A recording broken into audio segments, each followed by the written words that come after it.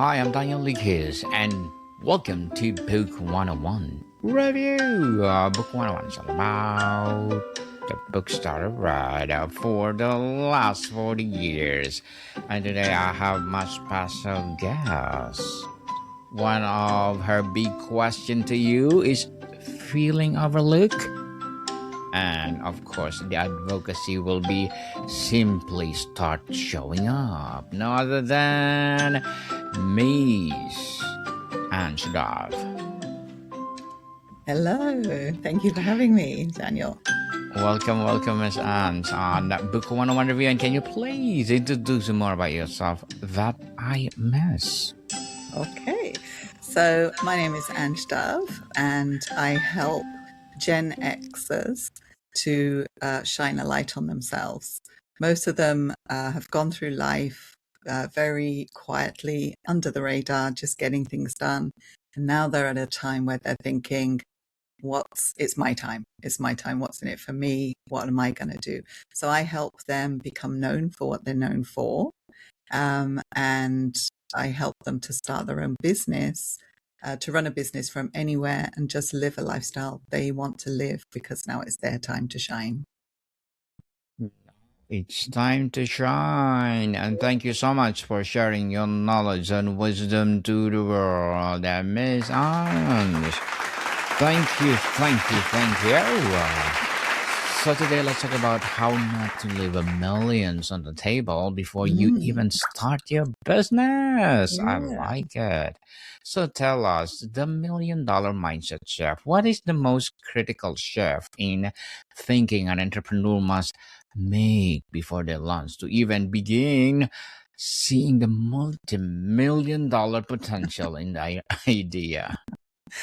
Okay, so going back through my story when I first started my business, I really sort of became like an accidental entrepreneur. It wasn't really something I had planned to do. I just wanted to work from home and look after my kids when they were young. I didn't expect the business to explode the way it did at that time. But even though it did, I was still working behind the scenes. I was using my business and marketing my business, but I wasn't marketing myself. I didn't put my own personal brand out there. And when I look back on it now, that was a huge mistake. Absolutely huge. So what happened was at the time when I started the business, as I said, I was hiding behind. I was someone who didn't want to show myself. I wasn't on social media. There wasn't an image of me on my website. My name didn't even appear on my website. It was just the business. So it was faceless in that sense. But it was at a time where in Singapore, there weren't many copywriters. I was running a copywriting agency at the time. There weren't many copywriters. And I could have had a lot more publicity if I'd have shown my face, because I would have been one of the only Westerner copywriters at that time. And at that time, it would have been really easy to get work. So, I look back at it now and I just missed so many opportunities at that time because I wasn't willing to show up. And I used to go to meetings and they'd say to me, "Oh, we finally get to meet you. And we've heard so much about you." And I'm like, "How did you hear about me?" I'm invisible. And I was literally invisible. I was invisible. So I recommend anyone who wants to start a business, so just get over yourself and show up as you, and just be proud of who you are, what you've done, what you can offer. And I think one of the things that happened to me, what changed things for me, was I had a coach. And one day he said to me, "It's not about you. So people are waiting for you to show up and serve them, and you're doing them a disservice by hiding." And that was my light bulb moment. That's when I realized, oh, okay, yeah, it's not about me. I was so self-conscious. And so I think it's a mindset shift, and it's something that takes work. It took me a lot of work to get comfortable on camera, comfortable on video. But it's something that if you're going to run a business, you should get used to, and you should be proud of what you're doing. Yes, you should proud of it. And having consistency always. A Yeah. self-limiting story, Miss Ange. What is the most common poverty story or self-sabotaging belief founders tell themselves early on in the instantly caps their future valuation? I think just the feeling of like it's self-sabotage. There's just I'm not good enough. Why should anyone listen to me? And then you tend to compare yourself to other people who are maybe 5 or 10 years ahead of you. So that's something I would advise people don't do is don't compare yourself to anybody else. Just do you, do what you want to do. And people will gravitate to you much more easily than if you try to be something you're not just because you've seen someone successful at it. Just be you. So I think that's one of the major mistakes people make is they compare themselves and then they feel inadequate. They don't feel they're enough, and that stops them from moving forward. Yes. For sure, just like procrastinating to stop Mm, moving forward. yes, yes. Solving for millions versus thousands. How does the approach to identifying and validating a problem differ when you're building for a potential 10 million exit versus a 100K lifestyle business? I think I can. Okay, one of the things for me when I was running my business, I got into I would say maybe a delusion in a way of Mm-hmm. following, just thinking, I have to grow, I have to grow, I have to grow, and always looking at doing things bigger and bigger and bigger. And I grew my business to a certain extent. And then I realized one day, it's just, what am I doing? I didn't plan for this. This wasn't really, I'm not happy. I'm not comfortable doing this. It's a lot of stress. And then I just sat back and I thought, what do I really want? And then I realized that I didn't want to grow my business like and become an empire. And I was just comfortable just growing it to a certain amount and then stopping there and just saying, this is enough for me. This is all I want to do. So I would say just analyze and just be honest with yourself. What do you really want? How far do you want to grow it? How big do you want it to be? Do you want it to be 100,000 a year? Do you want it to be 1 million? Do you want it to be 10 million? And then work your way to getting what you actually want. But don't fall into the mistake of thinking that you have to just keep going and growing and growing and growing. Just look at what is it you really want, what's enough for you, and how do you want to live your lifestyle, and then build a business around the lifestyle you want to live. Interesting, Miss Anne. So the idea and positioning leaks. Can you loving your niche too much actually leave money on the table? So how do you know if you are a valuable niche versus a comfortable but limited one? Ooh, good question. um, ne- Having a niche is important, and one of the reasons for that is it just makes marketing your business so much easier if you're crystal clear on who you're marketing to and you narrow down to something narrow enough. Then your message gets a lot clearer. Then, but don't worry. So you get people that think, okay, if I narrow my niche down, I'm losing customers or I'm leaving more money on the table, right? But that's not actually true. If you narrow down to a specific niche and you're speaking to that niche, you are very clear in what you're about and who you're for. And other people that are listening to that, if they feel that they still fit in, they will still come. So you're not really narrowing it down. You're just being more clear about who you serve. And there's enough people in that niche for you to serve. I don't know. Does that answer your question? Yes, definitely. Thank you for that empowering answer, Miss Anne. And how do entrepreneurs often define their product or service too narrowly from day one, accidentally building a small solution to a big problem and forfeiting scale? Sorry, ask that question again. Yes, definitely. Sorry. So, how do we entrepreneurs often define their product or service to narrowly from day one, accidentally building a small solution to a big problem and forfeiting scale? It's Okay. like the solution first mistake. Yeah. I think the first thing to think about is what problem are you solving? So there needs to be a problem to solve in order for people to buy. If they don't have a problem, then they're not going to buy. So you need to identify what the problem is you solve first, and then work the solution into solving that problem. And then another thing I would say is people tend to think a lot of the times when they're starting a business that everything is set in stone. And what they start with is what they're going to end with. And that's certainly not the case. So as you're building your business, whatever you start with, you're definitely going to change as you move along, because you're going to start talking to your customers more, understanding what they need. And when they give feedback on things, you're going to realize, this is their problem. It wasn't this, it was this. And then you can adjust your solutions to fit your customers' actual needs. So just realizing that you just start where you're at, you do what you can with the information you have when you start, and you market your products and services based on the knowledge that you have. But then as you grow and you listen to your customers, you adapt. And one thing about running a business is it's constant change. And you've got to be ready, and you've got to have the mindset for constant change, because nothing's going to stay the same. My business has gone through various iterations over the years because I've had to change to meet market changes. So there were things like the beginning of the internet changed everything.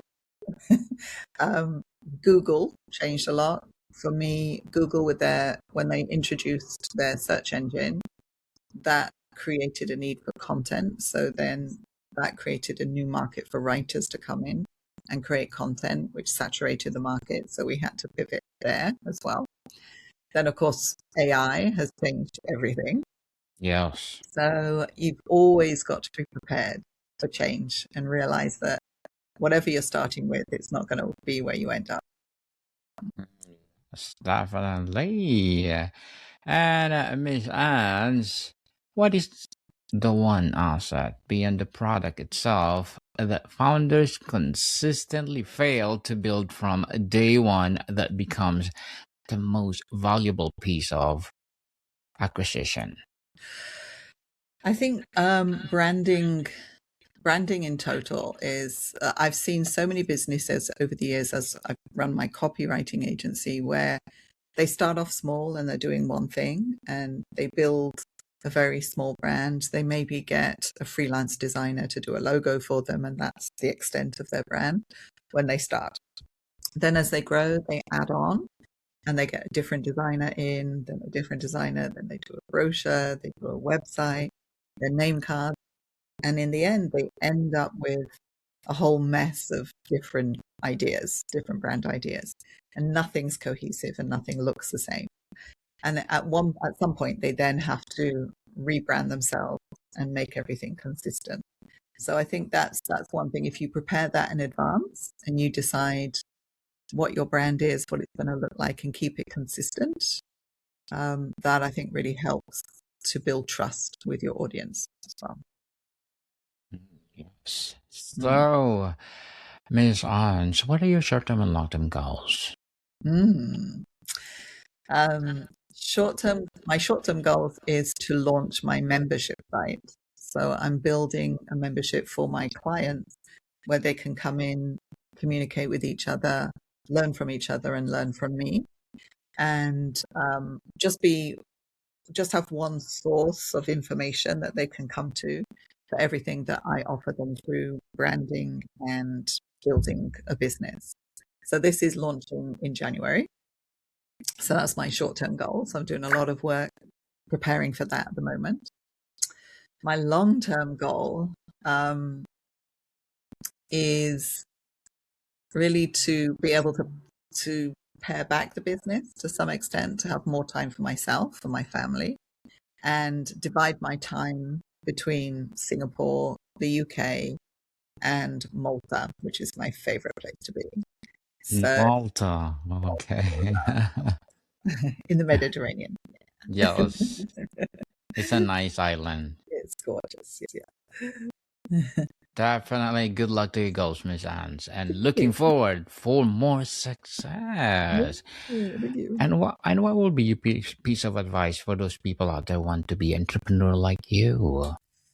I think if you are even thinking about it, if it has even entered your head that maybe you should start a business, even if you're really self-doubting and you're not sure, you have no idea where to start. If it's even entered your head, then you can do it.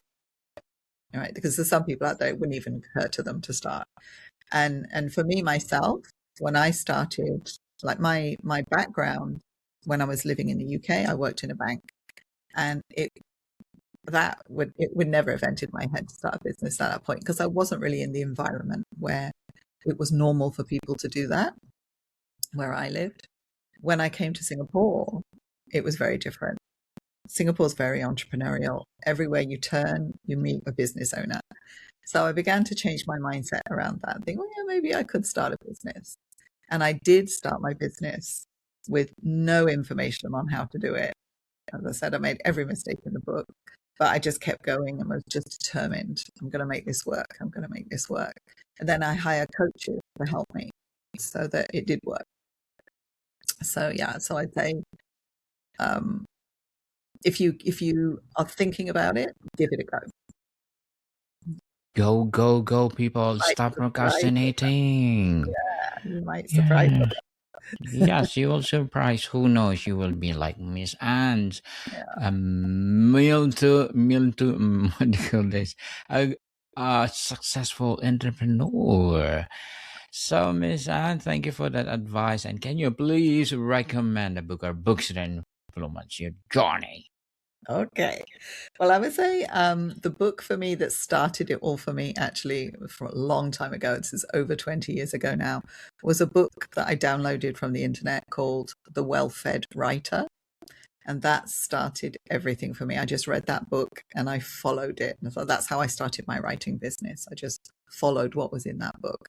And then I started my copywriting agency, and then it all went on from there. So that was the first book. I'm not sure if it's still around, but that's definitely a read. And even if you're starting a writing business is probably not the best thing to start nowadays because of AI, but just taking the information that's in there on how to start a business is enough for any business, I think, from there. Another one, It's enough, yes. it's enough, yeah. Another one that I follow is, because I'm into branding, is a gentleman called Donald Miller, and he wrote the Brand Builder 2.0, which is well recommended. I love that book.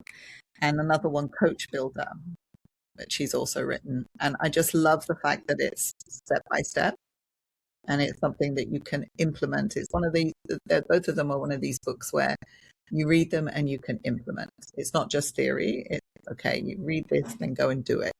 Read this, go and do it. So you can build a business through step by step by just following those. So I love those kind of books that tell you step by step how to make the change. Thank And you then, for that. and then Yes, go ahead. my Go last one ahead. Yes. is the 4 Hour Work Week. Oh, Uh, yes. Thomas because Harris. yes, because I think we get trapped in thinking we've got to work the 9 to 5. This is how work goes. This is how life goes. But again, it's a mindset shift. It's a way of just different thinking. And now the world has moved. Everything's digital, and it's never been easier to start a business than it is now. Because you've got everything at your fingertips. Everything that you need to start a business online is there waiting for you to start. And if you just have that mindset of, I don't have to work 9 to 5, and I don't even have to work a full day. I can cram things into half a day. I mean, I tend to get up at 5 o'clock in the morning, and then I've got my whole day basically finished by 1 o'clock. And that's more the way I like to work. And then I have the afternoons where I'm free. So I think just examine, how do you live your life? How do you want to live your life? And then I'm just an advocate for building your business around how you want to live. So, what does a bad early partnership or white label deal look like, Miss Ans? And how can it permanently surrender control and future revenue streams? And thank you for that recommended books. Oh, you're Thank welcome. you. You're welcome. So white labeling things. I think so you talk about like affiliate stuff. Yeah. Yeah. So affiliate. Mm-hmm. I do quite a lot of that in terms of I take the IT software, for example, that I use, and I white label to be able to have my clients use the same thing as well. So this is a way to earn extra income as well, but also serving the people that you're serving. So it serves two purposes in that sense. So it's just being able to take something that's already there and is working and being able to recommend it because you use it, you recommend it to somebody else. And when they use it, you just get a percentage income that comes in every time they use. So it's not a lot, but it adds up over time. The more people you recommend it to, then it adds up and you can get some fairly passive income that way. Yes, Mhm. indeed. Why not? And before we wrap up our discussion today, Miss Ange, I'm inviting you to listen to my other podcast, people, because my Abstract Essay is already in fifth season, Abstract Poetry in second season, and my Book 101 Review in fifth season too.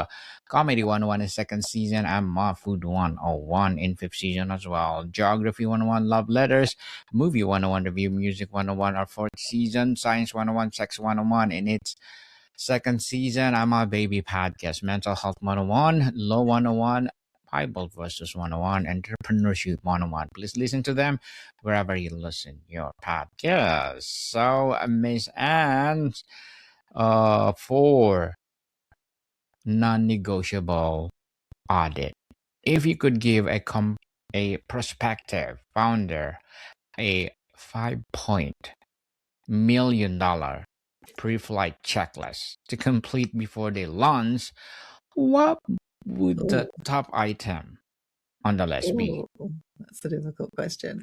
I think one of them is putting yourself out there before you launch. Make sure people know who you are and what you're doing. So you can tease what you're doing beforehand. Um, just letting them know little snippets of what you're preparing so that when you do launch, you've already got a following. I can give you an example of this. Go ahead. There was a lady in Singapore who was going to launch a restaurant, kind of cafe type restaurant. And she put on social media, she just kept putting these little snippets on Facebook on what she was doing, how she was preparing. When she got the building ready, she'd take photos. When she was planning her menu, she'd take photos and she'd put it all on social media.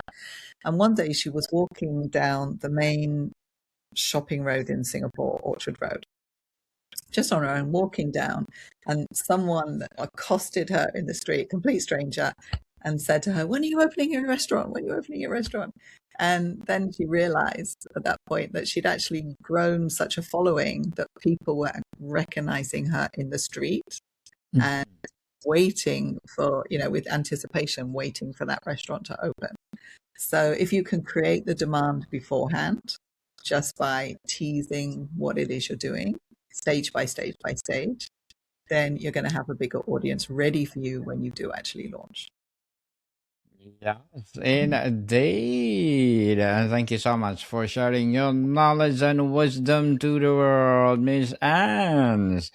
Thank you, thank you, thank you. And hoping for more and more empowering business to rise. So, can you please invite our listeners to support your advocacy, your business, or whatever projects that you're doing right now? Yes, certainly. So thank you very much, Daniel, for having me. It's been a pleasure to be on.